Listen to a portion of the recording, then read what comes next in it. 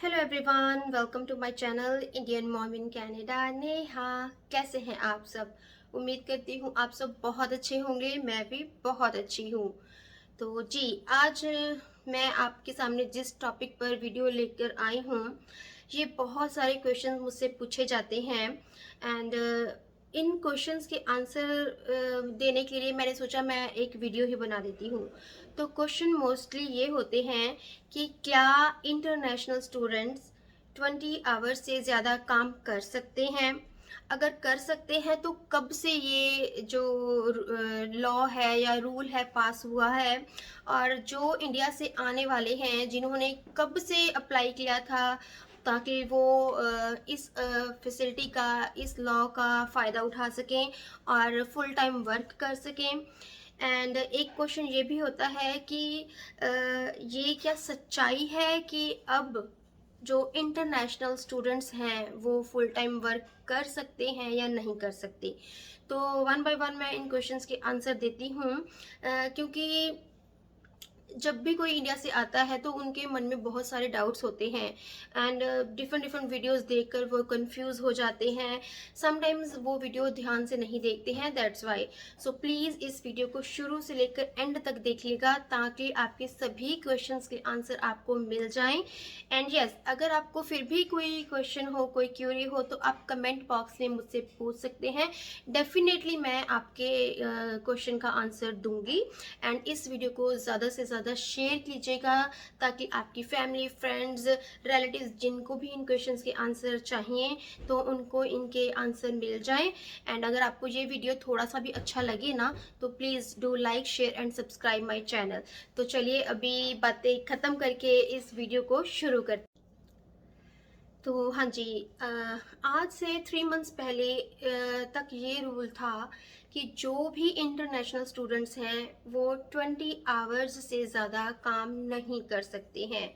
Yes, ये बात बिल्कुल सही है, इसमें कोई शक नहीं है।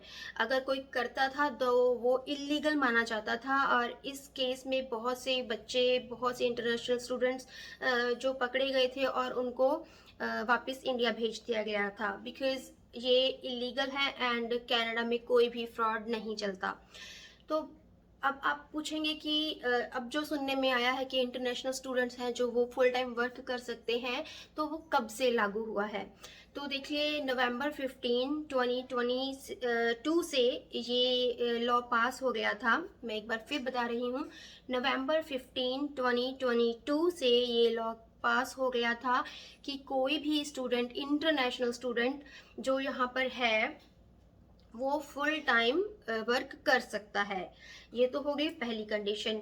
और दूसरी बात ये है कि अगर किसी ने अक्टूबर 7 से इंडिया में रहकर भी अपना वीज़ा लगवा लिया है, अपनी स्टडी शुरू करनी है यहाँ पर आकर, तो वो भी चाहे वो अभी तक नहीं आए हैं, बट वो भी यहाँ पर आकर as a international student full time work कर सकते हैं। तो अगर आप कई क्वेश्चन ये भी होते हैं कि फुल टाइम वर्क कितने आवर्स का माना जाता है? देखिए, नॉर्मली जो फुल टाइम वर्क होता है 40 आवर्स का होता है, बट मोर देन 30 आवर्स भी अगर आप काम कर रहे हो या 30 आवर्स भी आप काम कर रहे हो तो वो भी फुल टाइम ही माना जाता है।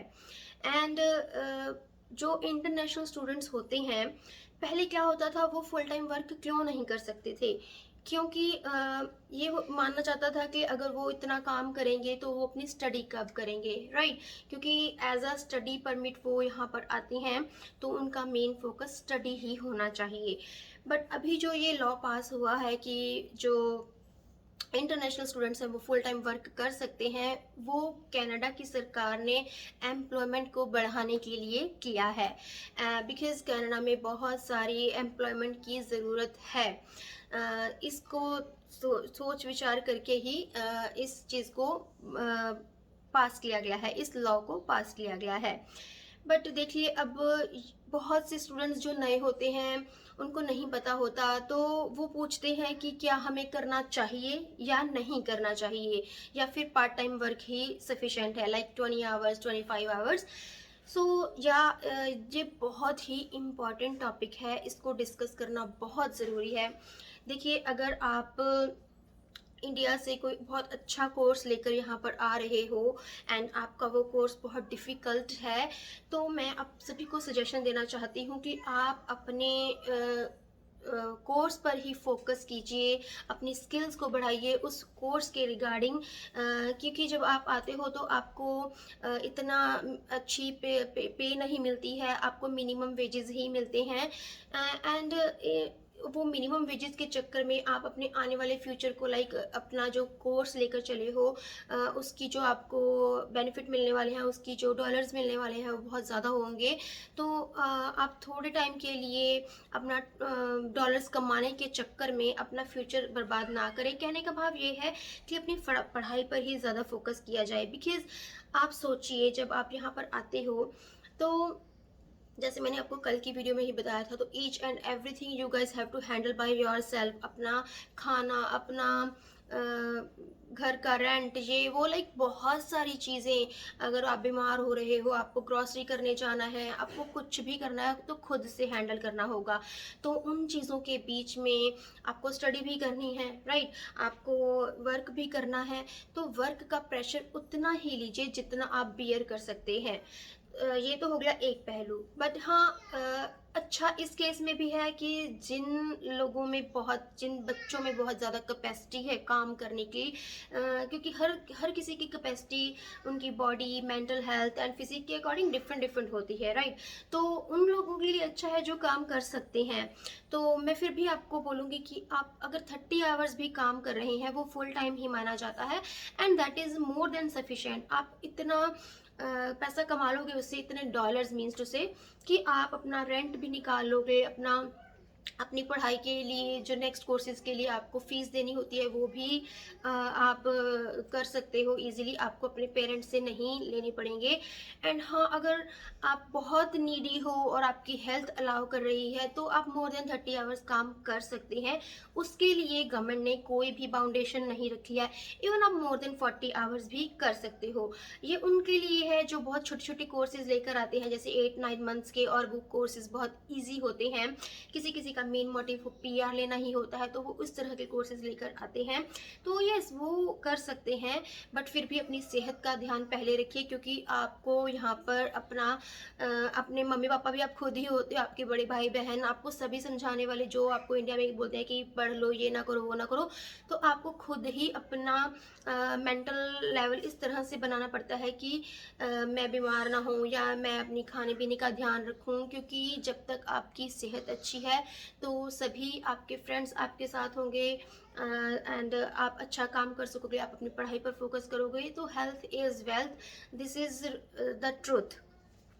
तो या ये सभी चीज़ें हैं, ये डिपेंड करता है कि आपकी सिचुएशन कैसी है, आपके ऊपर क्या चीज़ वर्क कर रही है। बट यस, लीगली आप कर सकते हो 40 hours, 50 hours, it depends upon you, आपकी कैपेसिटी है। बट एक जगह पर एक और क्वेश्चंस भी आता है कि क्या हम एक ही जगह पर 40 आवर्स से ज़्यादा काम कर सकते हैं? देखिए, ये टोटली आपके मैनेजर पे, आपके ऑनर पे डिपेंड करता है कि वो आपको ओवर टाइम देना चाहता है। बिकॉज अगर आप 40 आवर्स से ज़्यादा एक जगह पर काम करते हो तो वो ओवर टाइम में आ जाता है। तो उस ओवर टाइम के जो पैसे होते हैं वो थोड़े ज़्यादा डॉलर्स होते हैं। तो कोई भी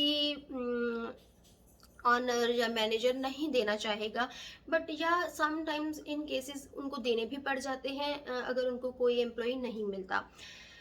इसका एक मेरे माइंड में बात आती है कि कनाडा की गवर्नमेंट ने सोचा है कि हम एम्प्लॉयमेंट को बढ़ा रहे हैं, बट एक छोटी सा पॉइंट है जो मेरे माइंड में आया, मे बी आपके माइंड में भी आए। देखिए, इससे क्या होता है, पहले क्या होता था, जब 3 बच्चे सपोज पार्ट टाइम वर्क कर रहे हैं तो वो एक ही जगह पर काम करके कुछ कुछ घंटे, जैसे 20 आवर्स होते हैं, तो वे वीकेंड पे काम करते थे। सैटरडे संडे काम कर लिया या बीच में एक दिन काम कर लिया तो 20 आवर्स ऐसे पूरे हो जाते थे।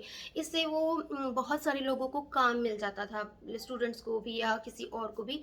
बट इससे क्या होगा, अगर वो फुल टाइम हो जाएंगे स्टूडेंट्स, तो वो एक जगह पर अगर फुल टाइम हो गए, राइट, तो इससे उन जो ऑनर्स होंगे उनको कम बंदों की ज़रूरत होगी, क्योंकि वो कम बंदे मैक्सिमम टाइम रुक कर उस काम को कंप्लीट कर देंगे। तो कहीं ना कहीं एम्प्लॉयमेंट बढ़ाने के चक्कर में मुझे तो लग रहा है कि एम्प्लॉयमेंट घट भी रही है। ये चीज़ मेरे माइंड में आई क्योंकि मैं मैंने एमए इकोनॉमिक्स किया हुआ है, तो वो चीज़ें मेरे माइंड में आ रही थी। तो या बेनिफिट के साथ साथ थोड़ा सा ये पॉइंट भी है कि ऐसा कैसे, बट हम किसी लॉ को चैलेंज नहीं कर रहे हैं। उन्होंने बहुत सोचा होगा, समझा होगा, दैट्स वाई ये डिसीजन लिया है, बिकॉज पूरा कनाडा का सिस्टम देखना था उन्हें। तो या हम इसको साइड में रख देते हैं, बट या मेरे माइंड में आया तो मैंने सोचा मैं आपके साथ डिस्कस ज़रूर कर लूँ।